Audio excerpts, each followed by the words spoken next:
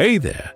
Have you ever wondered how someone could leave such a deep mark on your life that it feels like you'll never be the same?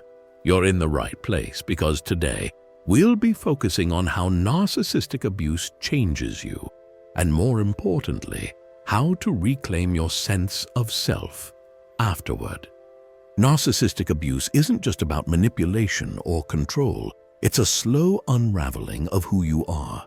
It seeps into your thoughts, emotions, and even your body, leaving you questioning everything. But here's the truth. While this kind of abuse can change you, it can also become the foundation for transformation and strength. Today we'll explore not just the ways narcissistic abuse impacts you emotionally and physically, but also the powerful steps you can take to heal and grow. If you've ever felt trapped by your experiences, this video is here to remind you that you have the power to break free and rebuild. Before we get started, don't forget to hit subscribe and tap the notification bell for more insights on resilience, healing, and living with purpose. The emotional landscape: what narcissistic abuse does to your mind. It's difficult to explain the gradual way narcissistic abuse takes root in your mind. At first, it feels like an anomaly, a few odd moments where things don't quite add up. Maybe it's the way they twist your words during a disagreement, making you second-guess whether you were too harsh or too sensitive, or the way they turn a heartfelt conversation about your needs into a lecture about their sacrifices. You tell yourself it's just a misunderstanding, but over time, the cracks grow, and something inside you starts to shift. You're not just doubting them anymore, you're doubting yourself. This is how narcissistic abuse infiltrates your sense of reality. It doesn't crash in with a sledgehammer, it slips in quietly, like water seeping through a crack in the ceiling, unnoticed until the damage becomes impossible to ignore. You begin to question your memories. Did that really happen the way you remember? Maybe you were overreacting. Gaslighting, one of the most insidious tactics narcissists use, leaves you feeling like a stranger to your own mind. It's as if your thoughts have been tossed into a fog, leaving you stumbling in search of clarity that never comes. What makes this erosion of self even more disorienting is how deliberate it often feels. Narcissists are skilled at using blame and manipulation to rewrite the story in their favor. If you express hurt, they may accuse you of being too emotional or ungrateful. Over time, their words start to sink in, and you begin to believe them. You start policing yourself, adjusting your behavior to avoid their wrath or win their approval. It's not long before your voice, the one that used to guide you, feels muffled under the weight of their criticism. There's also a deeper, more painful layer: the loss of identity.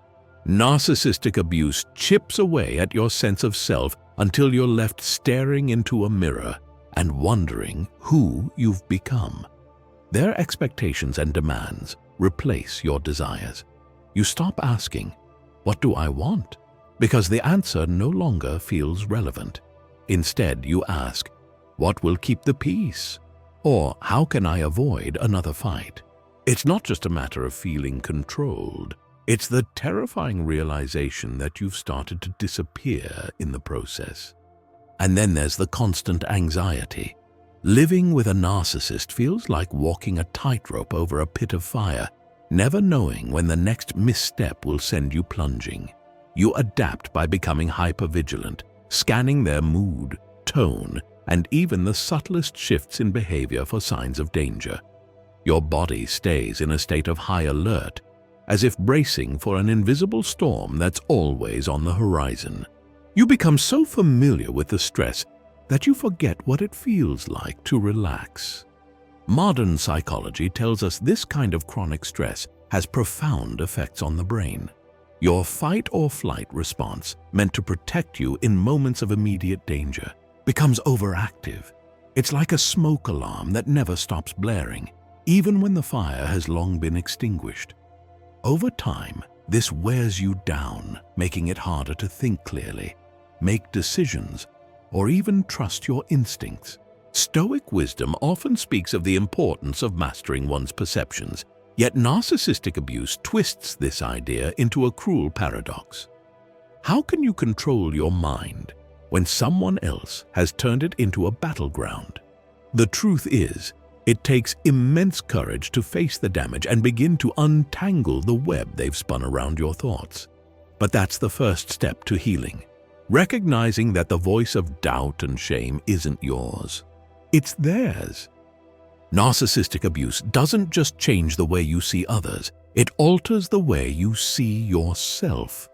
It forces you to carry burdens that aren't yours, to question truths you once held dear, and to walk through life as if you're perpetually off balance.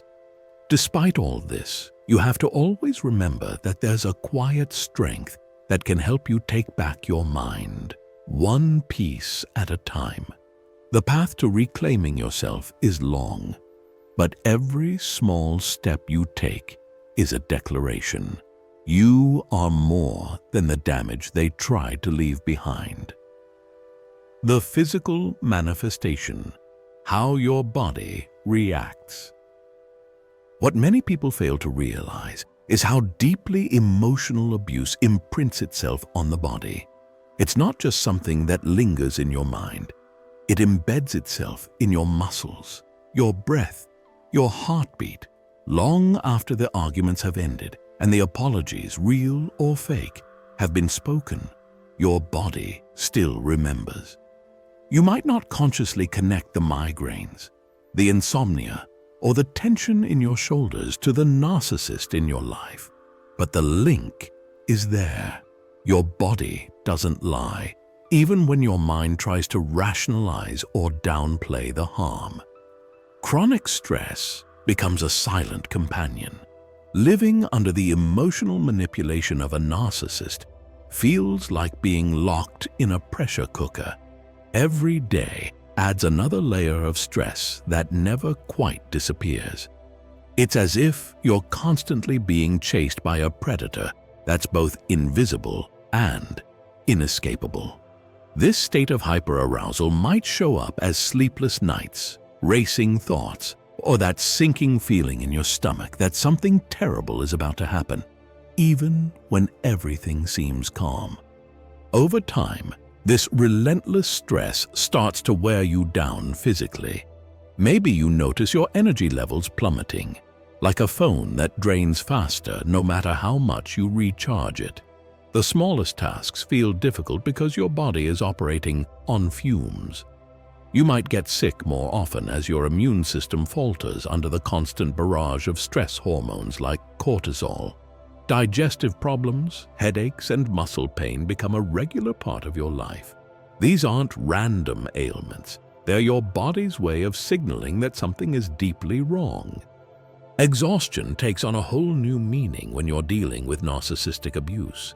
It's not just physical fatigue, it's a soul-deep weariness that makes even moments of rest feel insufficient.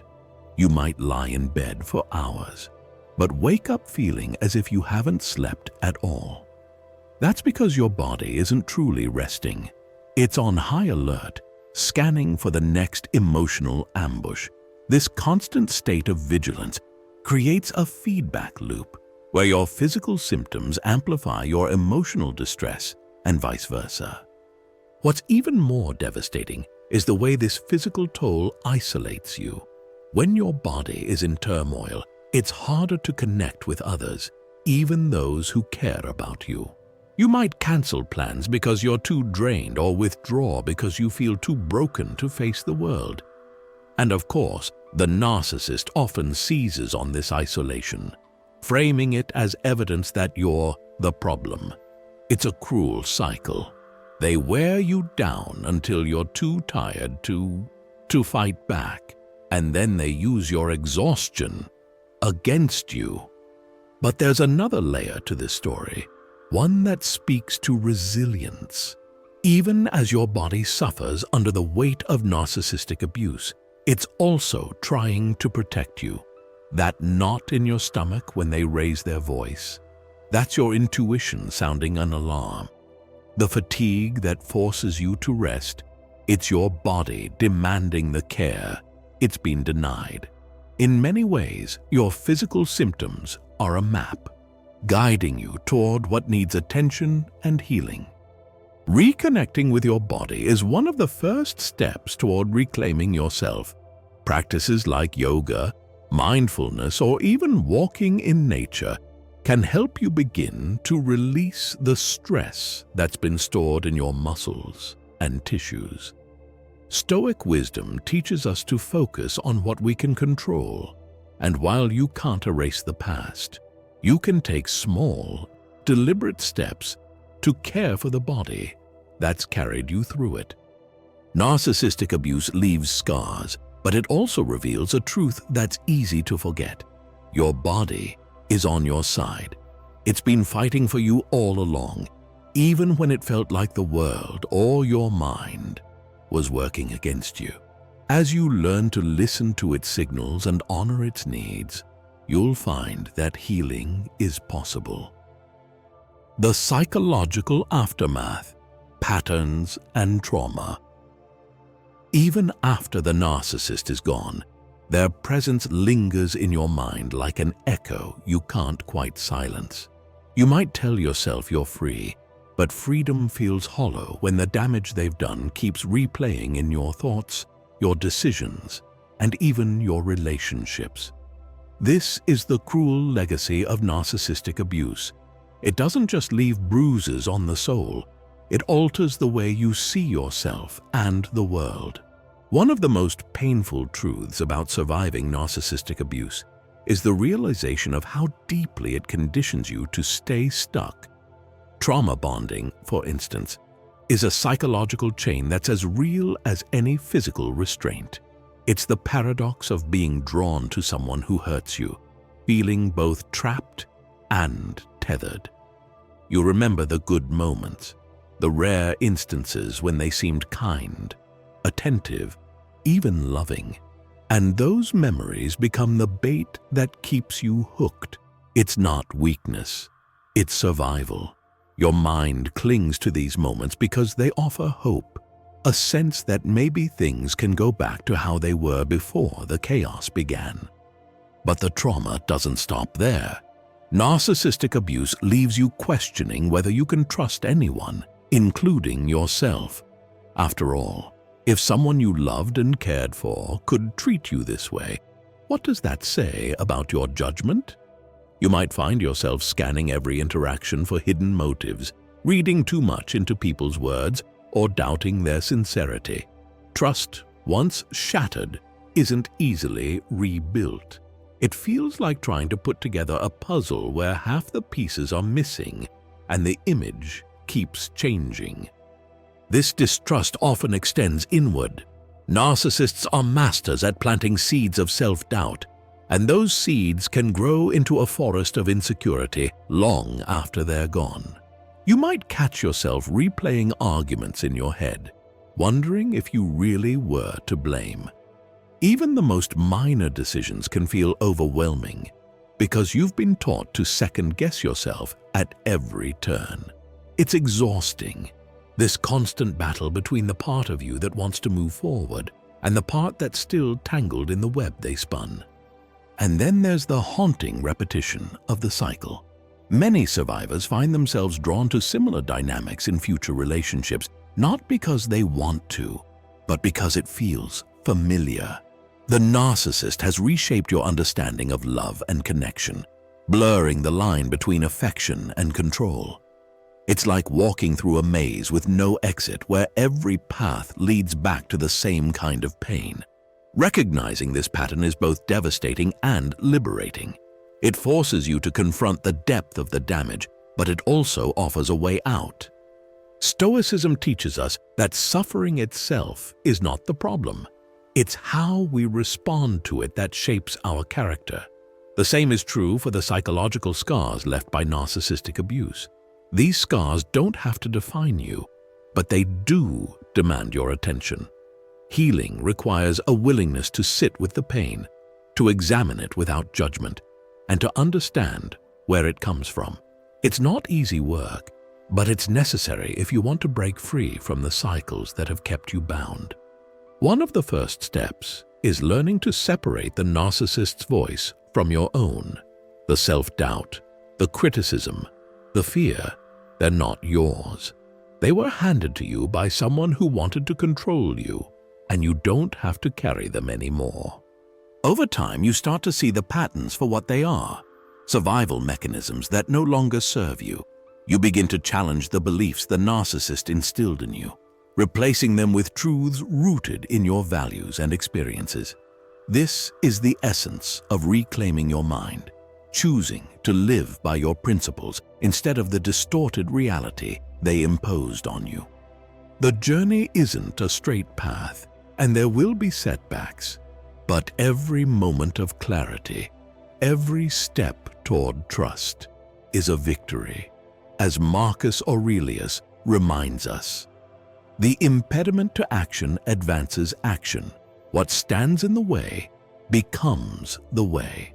The psychological aftermath of narcissistic abuse can feel like an immovable obstacle, but it's also an opportunity, a chance to rebuild yourself with intention and strength. You are not defined by what happened to you. The patterns can be broken and the trauma healed. And as you reclaim your power, you'll find that the pieces of yourself you thought were lost were never truly gone. They were simply waiting for you to rediscover them. The journey to reclaiming yourself. Emerging from the shadow of narcissistic abuse feels like waking up in a strange new world. You've been living in survival mode for so long that the concept of thriving feels foreign. The scars are there, etched into your thoughts, your behaviors, and your sense of self, but they're not the end of your story. This is the moment when you begin the journey back to yourself, one step at a time. The first step is recognizing what's been done to you. This might seem simple, but it's often the most challenging part. Narcissistic abuse thrives on confusion and self-doubt, leaving you uncertain about what's real. Acknowledging the reality of your experience is like peeling away layers of denial and distortion to reveal the raw truth underneath. It's painful, but it's also empowering. The moment you name what happened, you begin to take back the narrative. You're no longer the victim of a story someone else wrote. You're the author of your own. Awareness is the foundation of healing. As you start to understand the patterns that held you captive, you gain the power to break them. Maybe you notice how you've been seeking validation from others, a habit formed by years of trying to appease the narcissist. Or perhaps you catch yourself hesitating to set boundaries, fearing conflict or rejection. These realizations can be uncomfortable, but they're also liberating. Each one is a reminder that you can choose differently. Healing is not an easy process, and it doesn't happen overnight. It's more like tending to a neglected garden, pulling out the weeds, nourishing the soil, and patiently waiting for growth. At first, it might feel overwhelming. The damage seems so vast, the work so endless. But with time and persistence, you start to see small signs of progress. A moment of clarity here, a spark of confidence there. These are the seeds of your new self, taking root in the fertile ground of your awareness. Self-compassion is a crucial part of this process. For years, you may have been taught to be your own harshest critic, mirroring the narcissist's voice in your mind. But compassion is the antidote to that inner cruelty. It's the practice of treating yourself with the same kindness and understanding you would offer a dear friend. When you stumble or regress, as you inevitably will, self-compassion reminds you that healing is a journey, not a test of perfection. Trust, too, must be rebuilt, both in others and in yourself. Learning to trust again can feel like walking on thin ice, every step tentative and fraught with fear. But trust isn't about blind faith, it's about discernment. As you heal, you develop the tools to distinguish between those who respect your boundaries and those who don't. And as you honor your intuition, you begin to trust your judgment again. Boundaries become your armor and your sanctuary. After years of having your limits ignored or dismissed, setting boundaries can feel like an act of rebellion, but it's also an act of self-love. Boundaries aren't walls meant to keep people out. They're bridges to healthier relationships that respect your needs and your worth. Each boundary you set is a statement. I value myself enough to protect my peace. Mindfulness can be a powerful ally in this journey.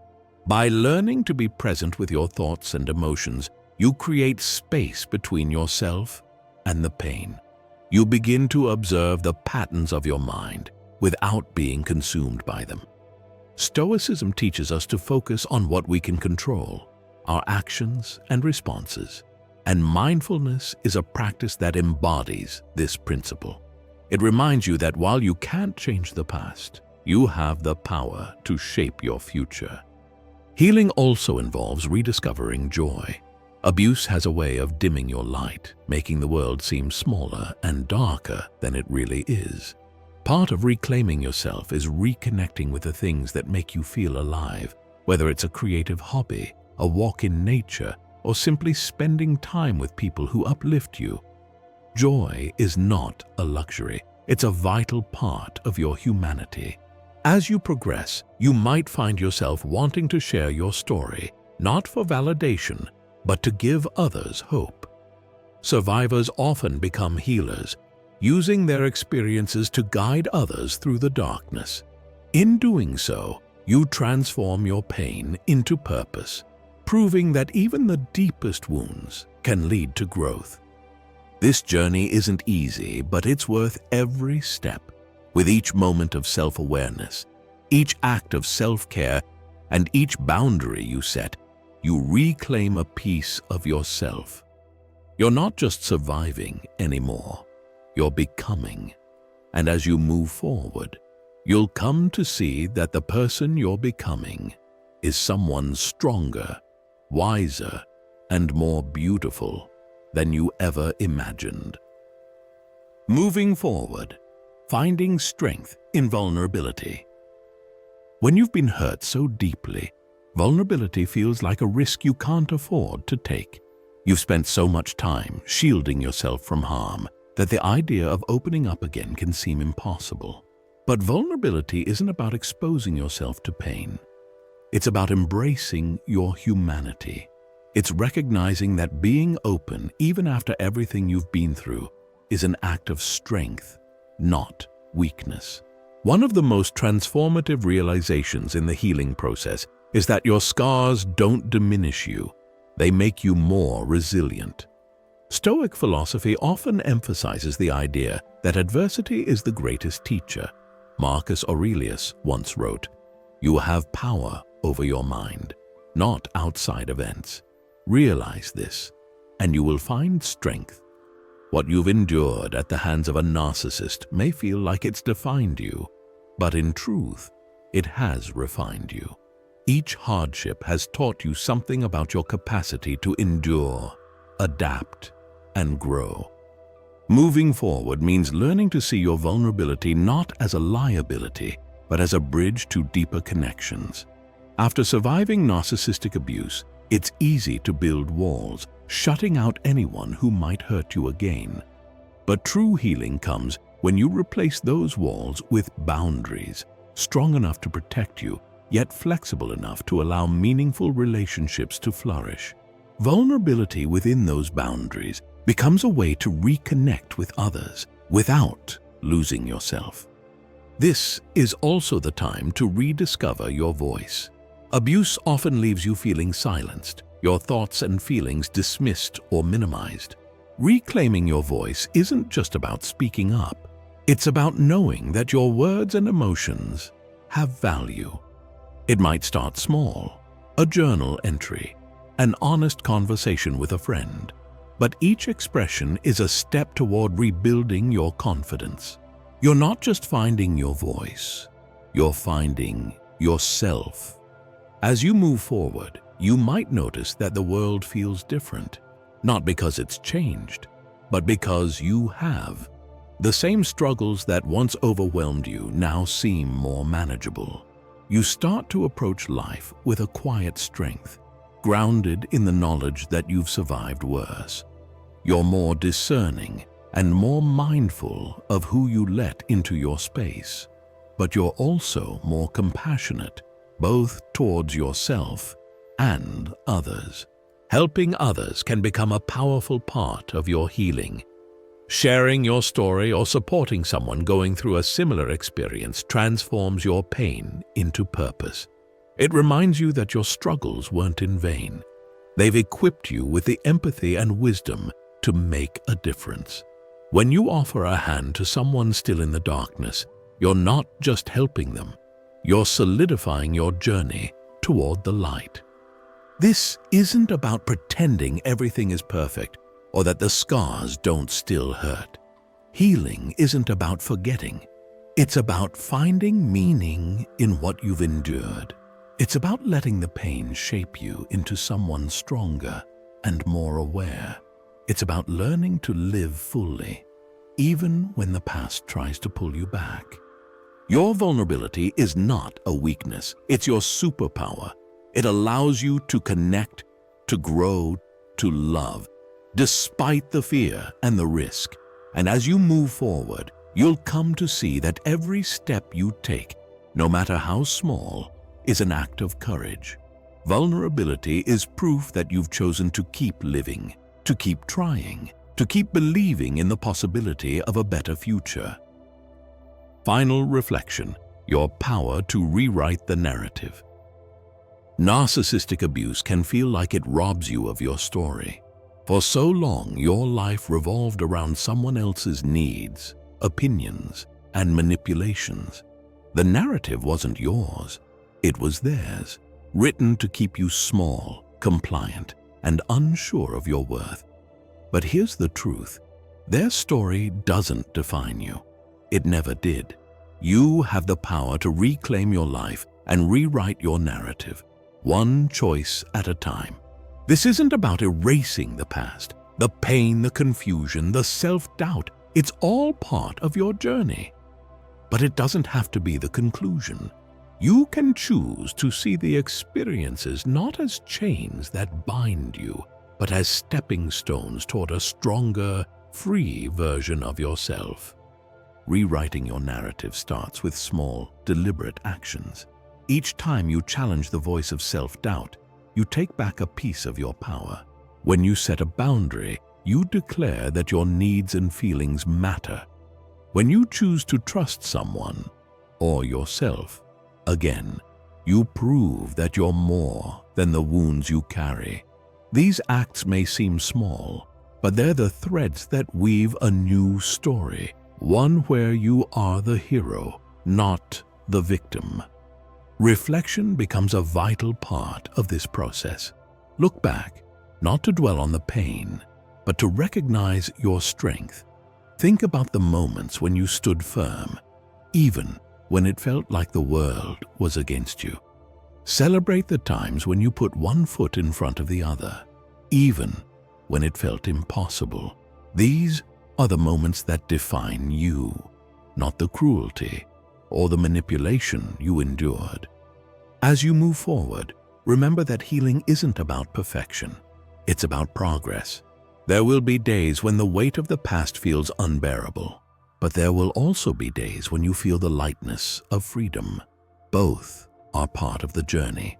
What matters is that you keep going, that you keep choosing yourself, again and again. Your story is still unfolding, and the pen is in your hands now. You have the power to write a narrative of resilience, growth, and self-discovery. One where your past doesn't overshadow your future, but instead fuels your transformation.